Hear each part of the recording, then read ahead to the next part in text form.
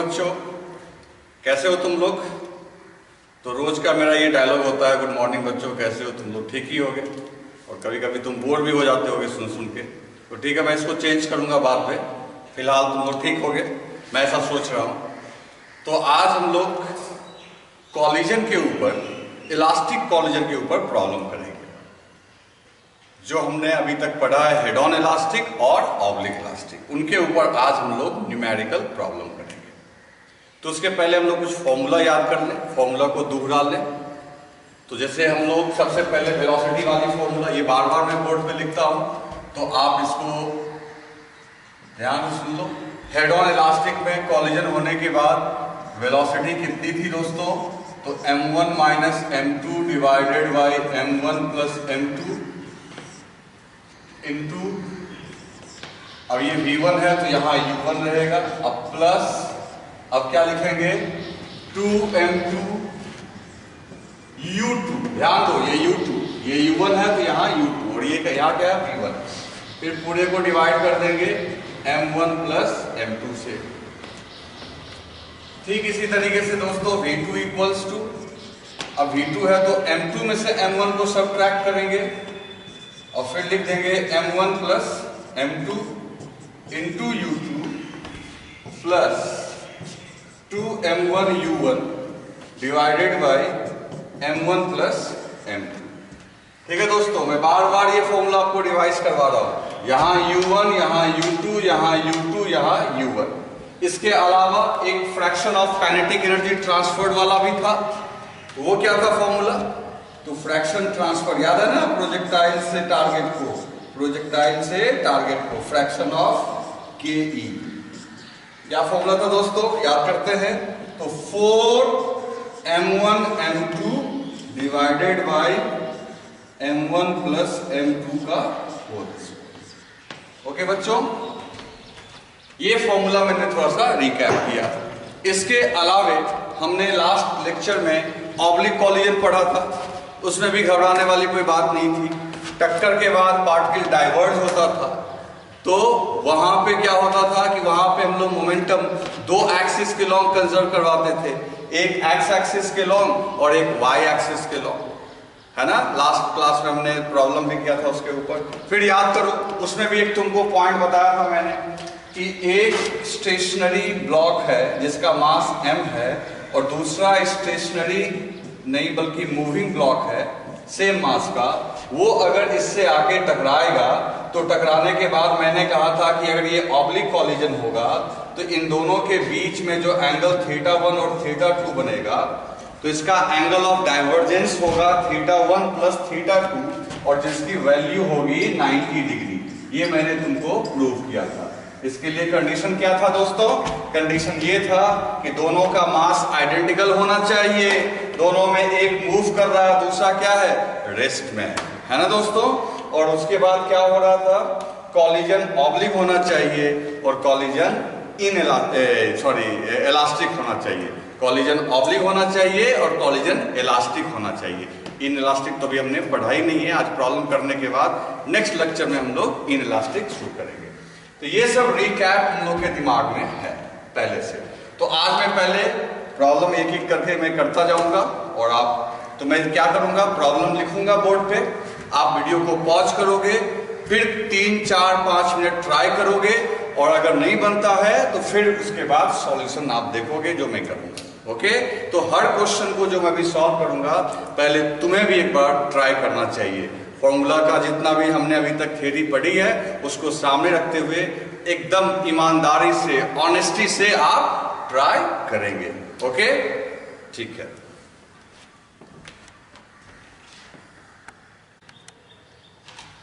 तो बच्चों देखो, हम लोग इस क्वेश्चन को सॉल्व करते हैं।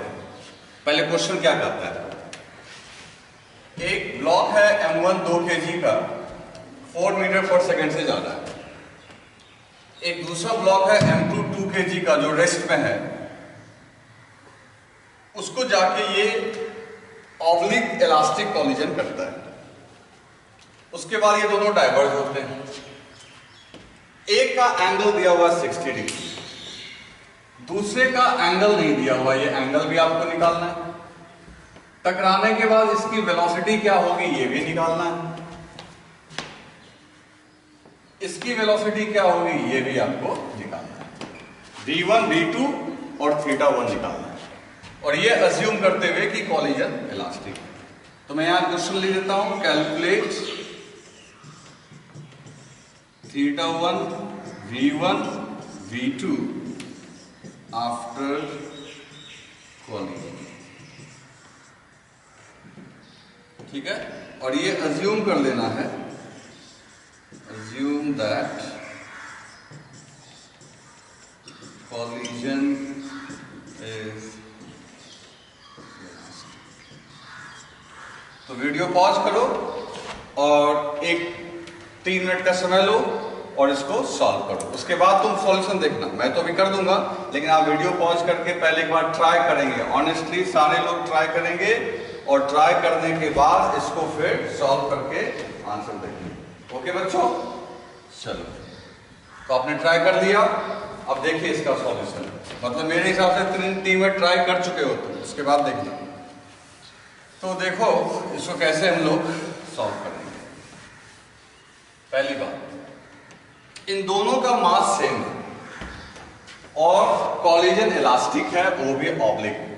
तो पिछले क्लास में जो थ्योरम पढ़े हैं उसमें कहा गया था कि टोटल एंगल ऑफ डाइवर्जेंस जो होना चाहिए, total angle of divergence, that should be equal to 90 degrees, जिसमें θ2 दिया हुआ है 60 डिग्री, तो आपका automatically θ1 is equal to 90 minus 60 degree, तो θ1 इज इक्वल टू 30 डिग्री।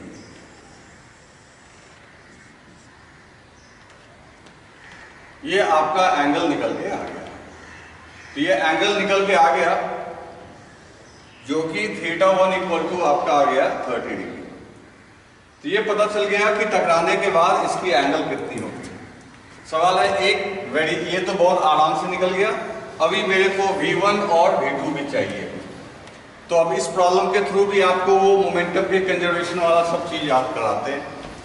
आप ऊपर की तरफ मान लो y एक्सिस, इधर मान लो x एक्सिस, ऊपर y नीचे x। तो सबसे पहले हम लोग एक काम करते हैं, अलोंग y एक्सिस, ध्यान से सुनते रहना, मोमेंटम का कंजर्वेशन लगाओ, p initial equal to p final. तो कॉलिजन के पहले y के अलोंग कोई भी नहीं चल रहा, तो मोमेंटम इनिशियल हो गया 0, तो फाइनल भी होना चाहिए 0।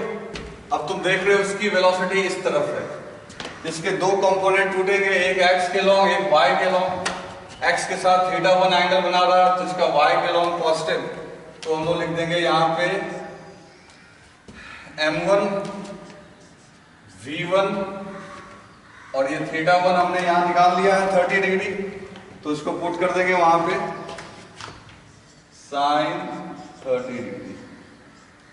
माइनस क्यों लिखे, क्योंकि इसका कंपोनेंट नीचे वाले y के लॉन्ग टूटेगा, तो इसको लिख दोगे आप m2 v2 sin 60। अब m1 भी 2 और m2 भी 2, इन दोनों को कॉमन लेके इधर भेज दो, 0 हो जाएगा। तो उधर क्या बच गया भाई, इधर v1 बचा, sin 30 होता है 1/2, ये हो गया v1/2। m1 m2 को तो कॉमन लेके, क्योंकि दोनों सेम है तो उधर भेज सकते हैं। रही बात v2 की, तो ये हो गया v2, और sin 60 जो हो गया आपका √3/2। तो इस तरीके से दोस्तों, अब इसको अगर इधर भेज दें तो हमारे पास एक रिलेशन मिल गया, v1 इक्वल्स टू v2 √3। तो v1 और v2 के बीच में ये रिलेशन मिल गया। ठीक है बच्चों, तो v1 और v2 के बीच में रिलेशन मिल गया। कैसे मिला, तो इसको इधर भेज दिए, ये नीचे का 2 कैंसिल हो गया। अब बस एक इस पे और करता है, हम लोग को आंसर आ जाएगा। along x axis, x axis के लॉन्ग बात करते हैं, तो x axis के लॉन्ग भी मोमेंटम कंजर्व होना चाहिए, तो pi इक्वल टू pf। तो कॉलिजन से पहले ये तो रेस्ट में था, तो इसका तो कुछ मोमेंटम है नहीं, लेकिन ये मोमेंटम लेके आ रहा था, कितना लेके आ रहा था भाई?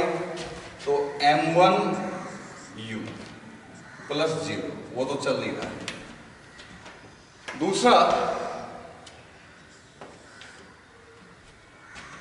कॉलिजन के बाद इसका x कंपोनेंट तोड़ोगे तो वो हो जाएगा m1v1 cos 30 डिग्री, क्योंकि एंगल 30 है। अब प्लस m2v2, यहां मैं छोटा लिख रहा हूं, आप समझ जाना, m2v2 cos 60 डिग्री। ओके बच्चों, फिर क्या करो, m1 और m2 कैंसिल कर दो। कोई सोच रहा होगा कि m1 m2 कैसे कैंसिल होगा, तो पहले ही लिखा हुआ यार, दोनों 2 kg का है, तो यहां से मास मास मास सब कैंसिल कर दो।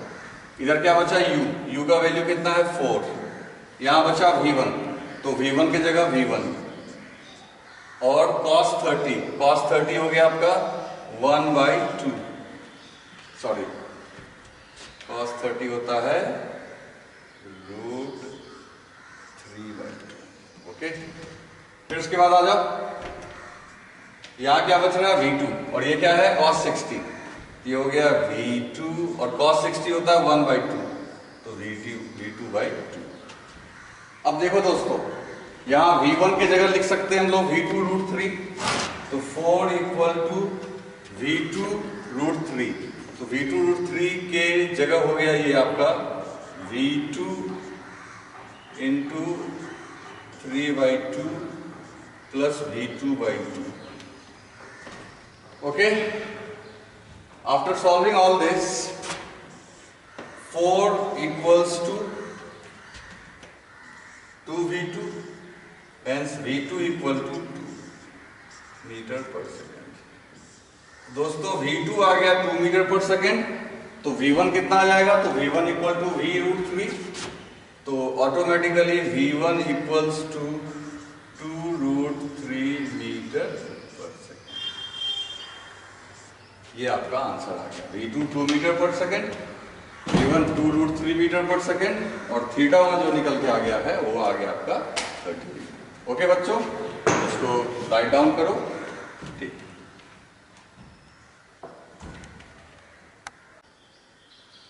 तो नेक्स्ट क्वेश्चन है बच्चों, जो बोर्ड पे देखो, दरअसल ये क्वेश्चन मैंने इरोडोप से लिया है और ये थोड़ा टफ क्वेश्चन है।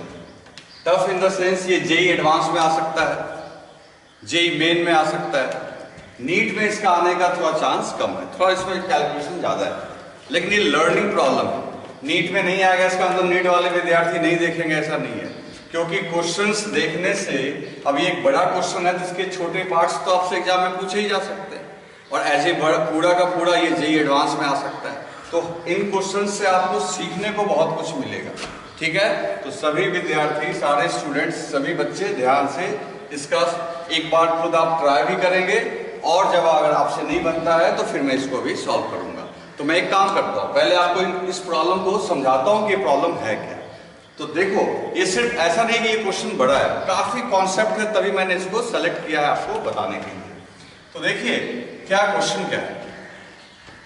क्वेश्चन है कि ए पार्टिकल ऑफ मास m1, तो मास देखो m1 दे दिया, experience of perfectly elastic collision with stationary particle of mass m2। तो पहली बात जो नोटिस करेंगे कि दोनों का मास सेम नहीं है, m1 है और m2 है, तो 90 डिग्री का डाइवर्जेंस वाली बात तो भूल जाओ। खैर, लेकिन दूसरा पार्टिकल रेस्ट में है, पहला पार्टिकल चल रहा होगा, तभी कॉलिजन हुआ।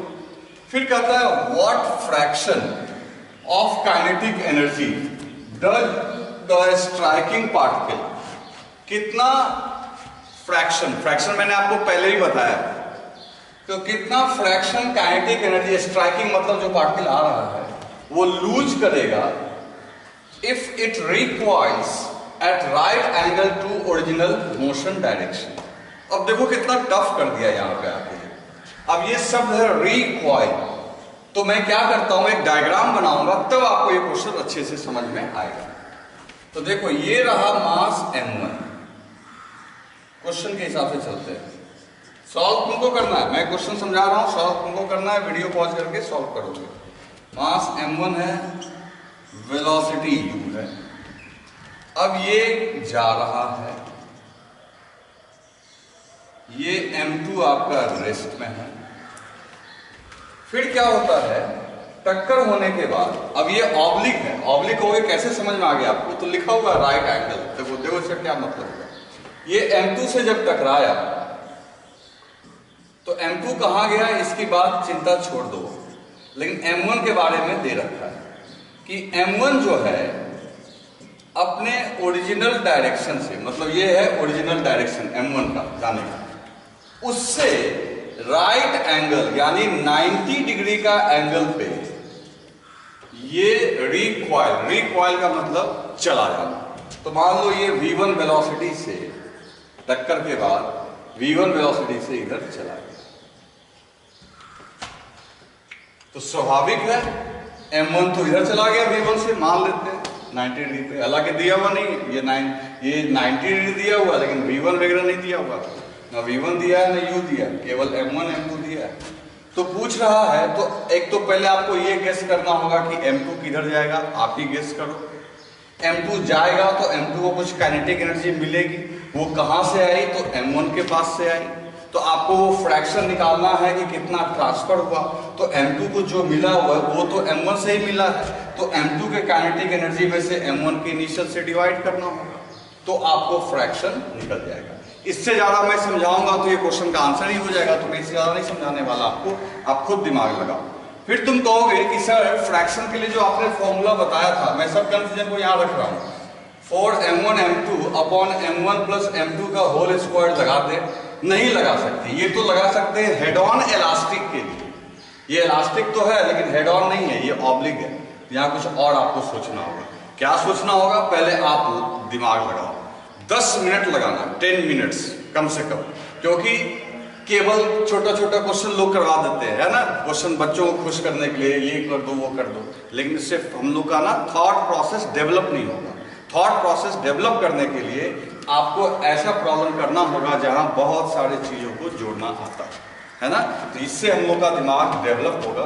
तो आप इसको एक बार पूरी प्रयास कीजिए, और जब नहीं बने तब यहाँ के बाद वीडियो को आगे देखिए और सॉल्यूशन आप समझिए। ओके, तो बच्चों इसको ट्राई आप करो।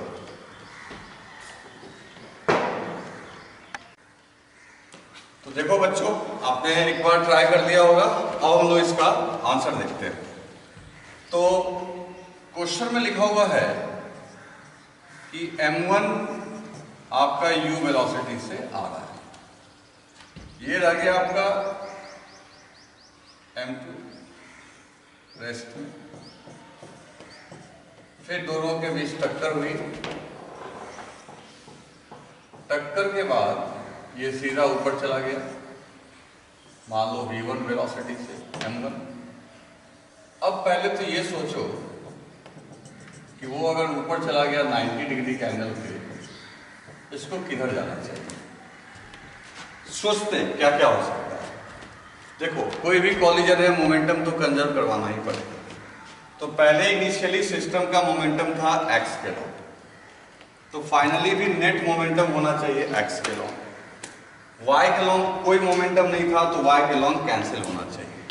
तो दोस्तों ये m2 को जरूर इस तरीके से मूव करना चाहिए थीटा एंगल पे, ताकि इसका एक कंपोनेंट इनिशियल x वाले के हिसाब से कंजर्वेशन को फॉलो कर ले, और इसका वर्टिकली डाउन वाला जो है वो इसको कैंसिल कर दे, ताकि y के लॉन्ग अगर पहले भी मोमेंटम नहीं था तो बाद में भी नहीं होगा। ध्यान से सुनो, अगर ये ऐसे गया तो इसके दो फायदे होंगे, एक तो x के लॉन्ग मोमेंटम मेरा कंजर्व होगा, और साथ ही साथ y के लॉन्ग अगर हमारा इनिशियली 0 था तो फाइनली भी 0 ही होगा, क्योंकि इसका डाउन वाला कंपोनेंट उसको कैंसिल कर देगा। समझ गए बच्चों? तो ये तो हो गया डायग्राम। अब इसमें हमको कुछ पता नहीं, फिर दिमाग लगाते हैं पूछ क्या रहा है। तो पूछ रहा है, पहले टारगेट बनाना बहुत इंपॉर्टेंट है। क्या पूछ रहा है मेरे से?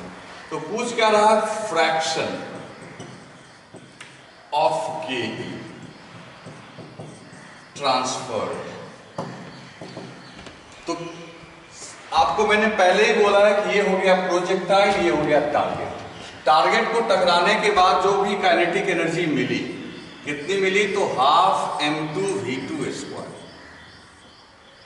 तो ये काइनेटिक एनर्जी जो भी इसको मिली ये तो ट्रांसफर होके ही आई है।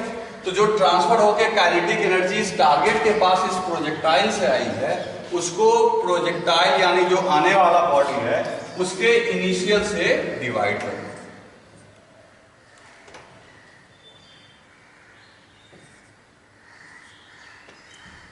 m1u²। तो यहां से हाफ हाफ कैंसिल कर दो, तो हम में जो फ्रैक्शन आने वाला है वो इसी का रेशियो होना चाहिए।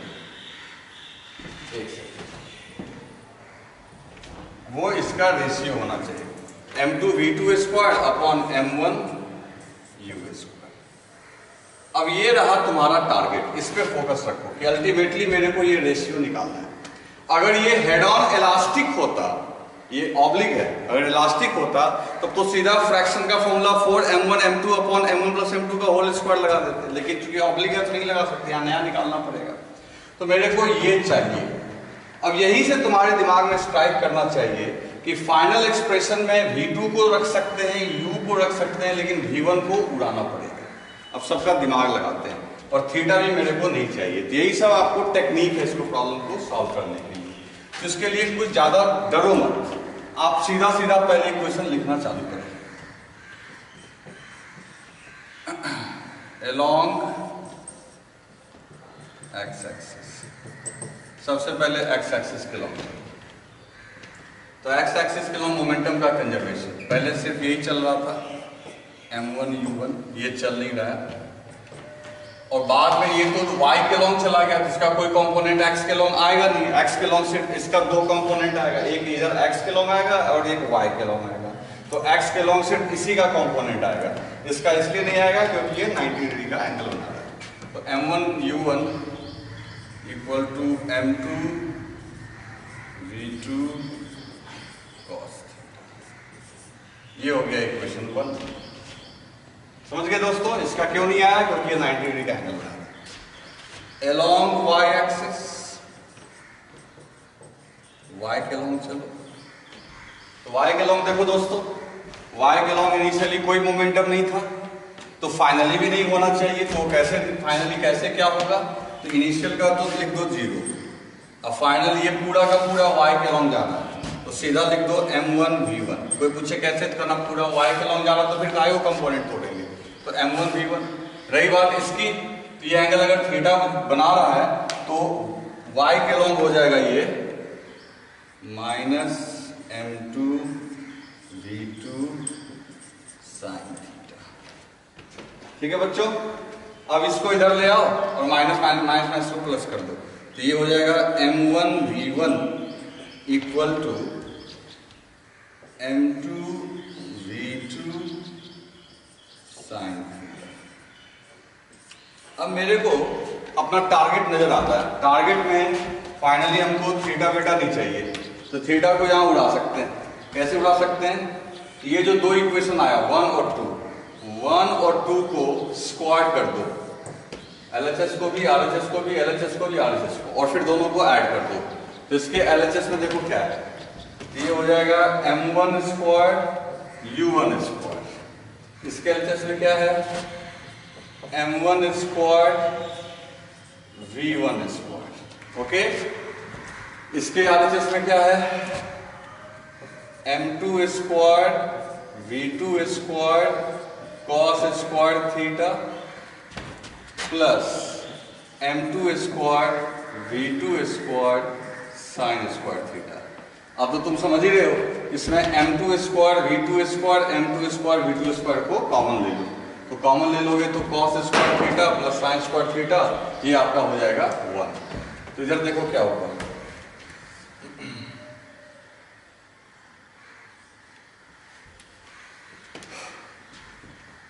तो इधर हो गया आपका m1² u²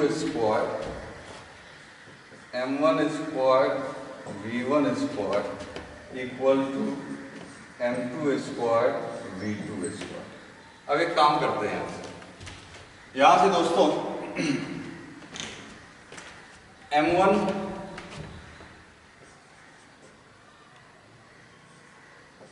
v1², इसको उधर भेज दो, this is m2² V2 square minus M1 square U square. ये हो गया इक्वेशन नंबर 3।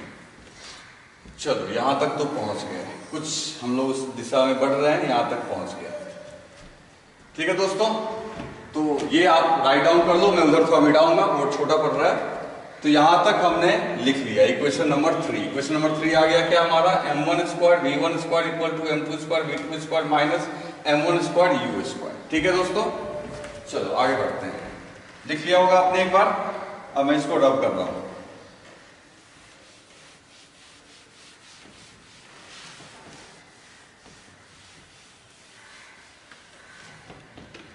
एक इक्वेशन हमको और मिलेगा, जैसा कि ये इलास्टिक कॉलिजन है, तो from conservation of kinetic energy. दोस्तों initial kinetic energy equals to final. अब इसमें कोई कंपोनेंट वगैरह नहीं तोड़ना है, इनिशियली सिर्फ ये चल रहा था। ये हो गया half M1 square half M1 U1 square, ये तो रेस्ट में ही था। फाइनली दोनों चल रहे थे, half M1 V1 square plus half M2 V2 square. अब बस हम लोग आंसर के करीब पहुंच गए, सारे हाफ को कैंसिल कर दो।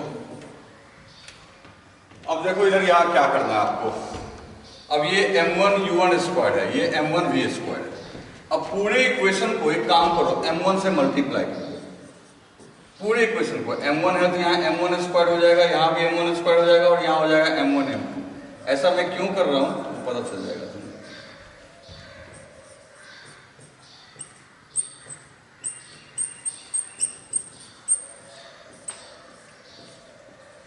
चलिए, अब ऐसा हम लोग क्यों कर रहे हैं, हम चाहते थे कि ये मेरे को मिले और इसको मैं यहां नंबर 3 से पुट कर दूंगा, तो देखो क्या निकल के आएगा।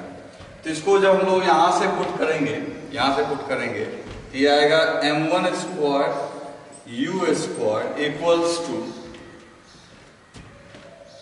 M2 square V2 square minus M1 square U square plus M1 M2 V2 square.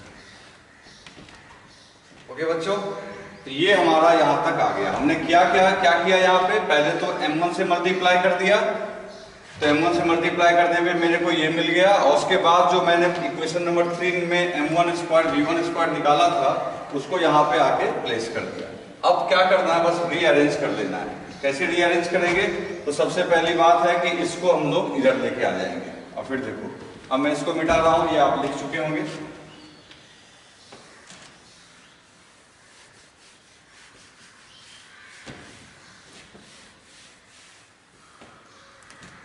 Final answer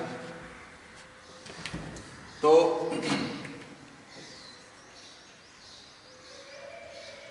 2M1 square U square, क्योंकि ये उधर चला जाएगा।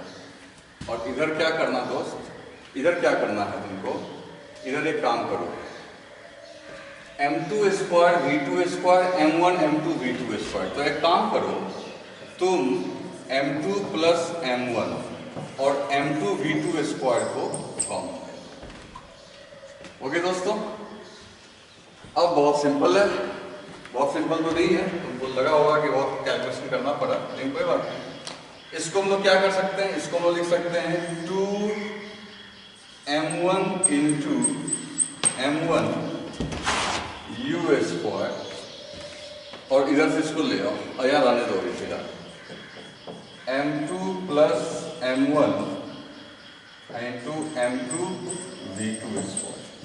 अब बस कुछ नहीं करना है, इसको आप इधर ले आओ, इसको आप उधर ले जाओ, तो फाइनली आ गया आपका M2 V2 square divided by M1 U square is equal to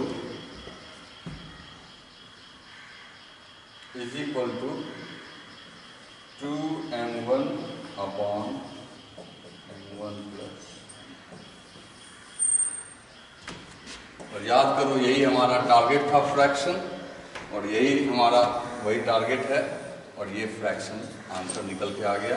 तो आंसर चूंकि क्वेश्चन में आपको M1 M2 ही सिर्फ दिया हुआ है, तो देखो मैंने सिर्फ M1 और M2 की टर्म में, अब आप पूरे को इसको राइट डाउन कर लीजिए। तो इस तरीके से बच्चों बनाएंगे, थोड़ा दिमाग लगाएंगे कैलकुलेशंस में। तो कैलकुलेशन से घबराना नहीं है, मैं ये नहीं बोल रहा ये जेईई मेन में नहीं आएगा, मतलब ऑब्जेक्ट थोड़ा टफ क्वेश्चन है, लेकिन इसका प्रैक्टिस करना जरूरी है, तब जाके आप इक्वेशंस लिखना सीखेंगे और कैसे क्या है। नहीं तो फिर ऊपर ऊपर छोटा छोटा क्वेश्चन से बहुत फायदा नहीं होगा, इनको बनाएंगे तो आपको कॉन्सेप्ट क्लियर होगा। ओके, तो बार बार इसको रिवाइज करते हैं।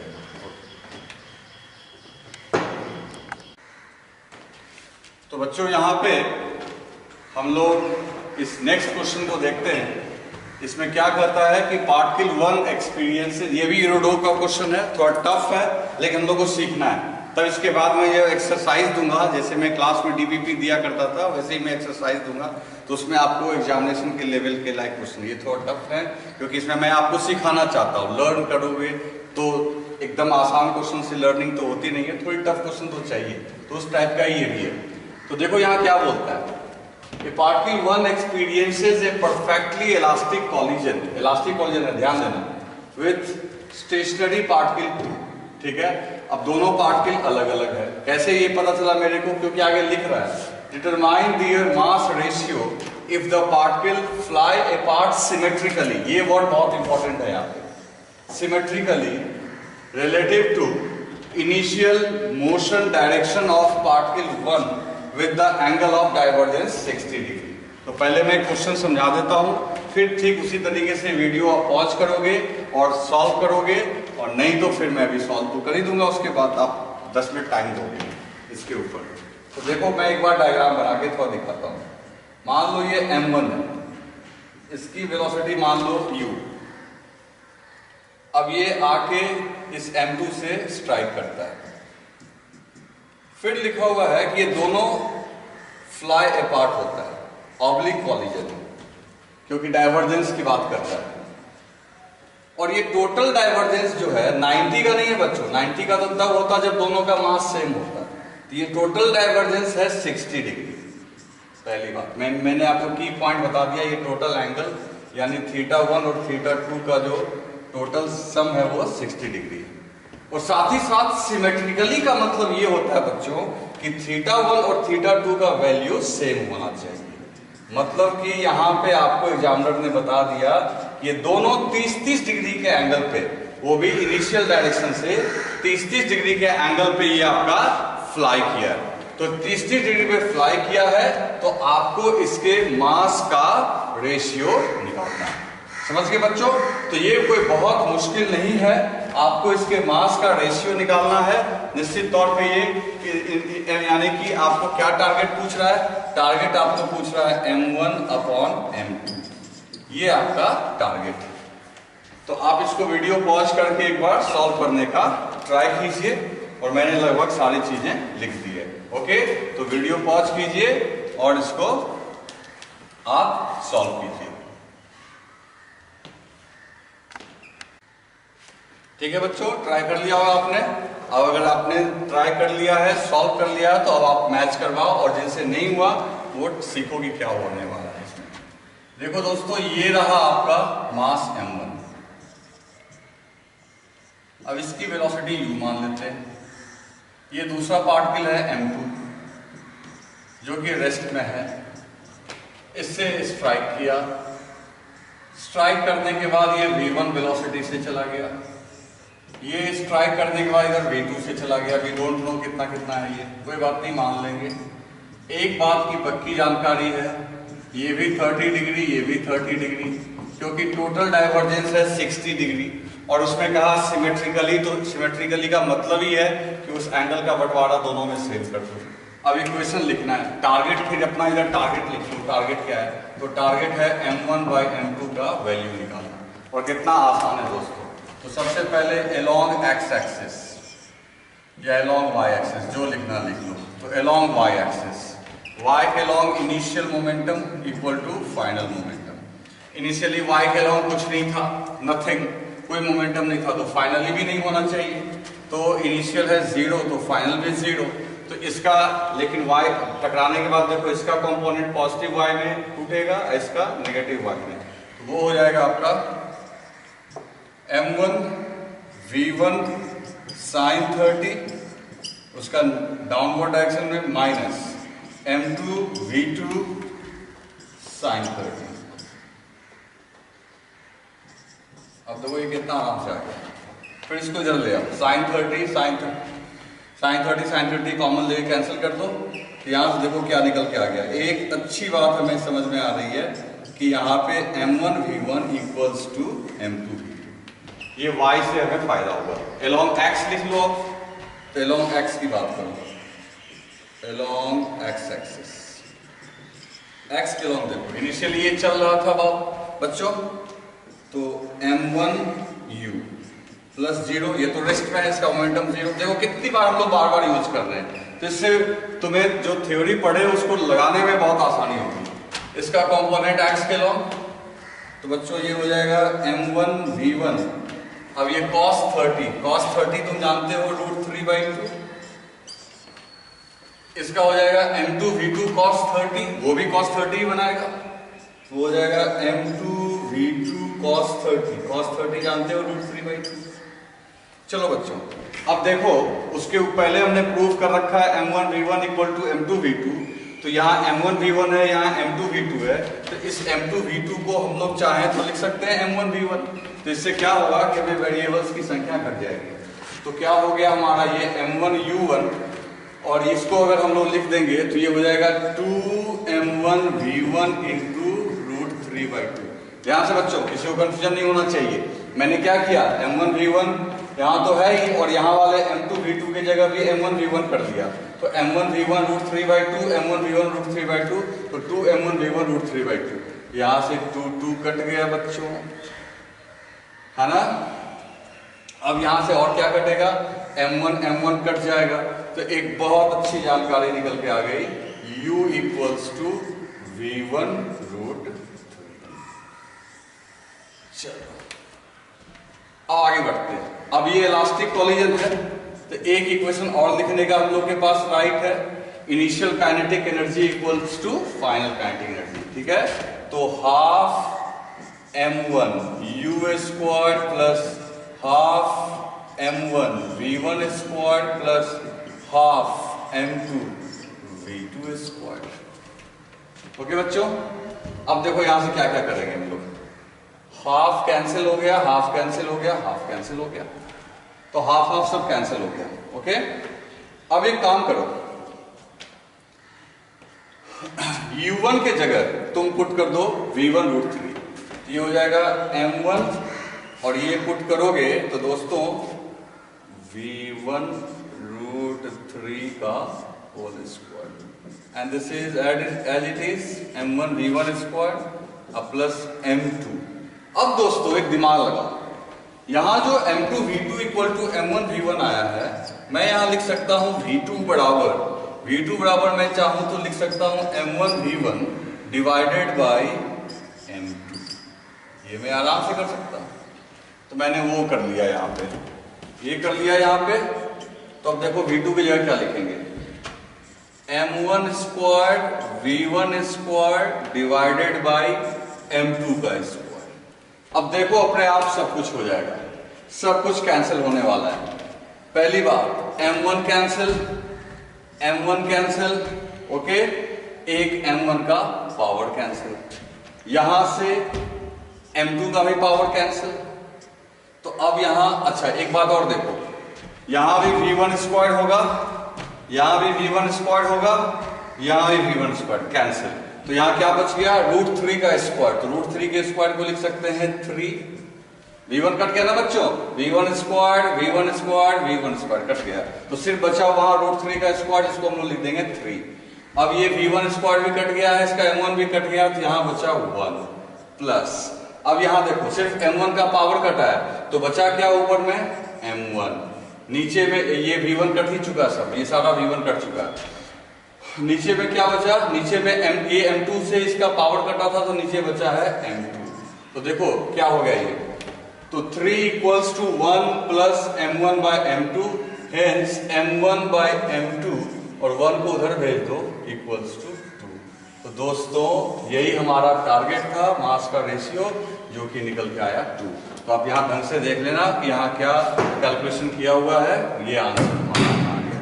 तो मेरा यही कहना है कि इन प्रॉब्लम्स को आप ये मत सोचो कि आंसर, हर एक वीडियो को, किसी भी वीडियो को कम से कम 3 से 4 बार, अगर तुम सीरियसली पढ़ाई करना चाहते हो तो किसी वीडियो को एक बार देखने, या तो तुम लिख लो कॉपी में तब उसको देखते रहो, या तो प्ले करके। मेरा ज्यादा कहना है कि आप कॉपी में लिख लिया करो, कॉपी में लिखना इंपॉर्टेंट है और उसको बार बार रिवाइज करते रहेंगे। जहां कंफ्यूजन होगा और फिर वीडियो को रिप्ले करके देख लिया करेंगे। ओके बच्चों, तो आज इतना प्रॉब्लम करते हैं, फिर नेक्स्ट डे हम लोग इनइलास्टिक कॉलिजन करेंगे और फिर उसके बाद और प्रॉब्लम करेंगे, और तुम्हें एक्सरसाइज के लिए भी मैं प्रॉब्लम के लिए क्या करूंगा मैं बताऊंगा अगले क्लास में। ठीक है, ओके।